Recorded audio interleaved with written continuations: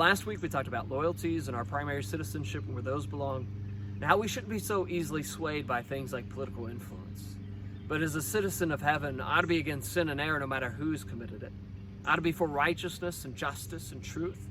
I don't want those things to prevail. And what I'm not saying is that we shouldn't be political, but what I am saying is that sometimes we need to be refocused. We need to be refocused on things like our heavenly mission. When Jesus left heaven and came to earth, it wasn't to effect political change. It was to seek and to save that which is lost. And we do that by pointing people to Jesus and trying to develop disciples. And we do that by teaching and living out the gospel in our own lives. We can't forget what Paul said in Romans chapter 1.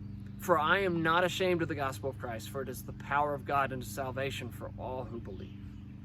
And so our mission is not political at all. Our mission is spiritual.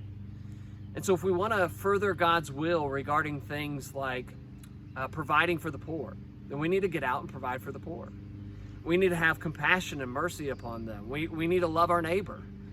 And we really need to be focused on giving them something more valuable than gold and silver, but those spiritual blessings that come in Christ.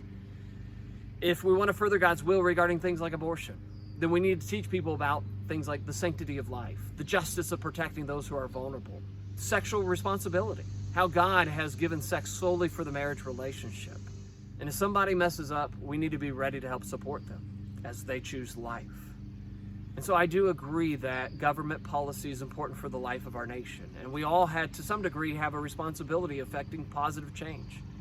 But we can't get changing government policy confused with the life-changing message. You see, government policy simply forces people to comply with morality. And so what good is changing policy if we don't actually try to convince people to love God enough to want to live out his will? You know, what good is changing immoral laws if we're not talking to immoral people and trying to tell them about the freedom that Christ offers them from the bondage of their sin? You see, the gospel is what changes people, what transforms us. The gospel is the power of God that saves people as they turn to Jesus in their lives and they live for him.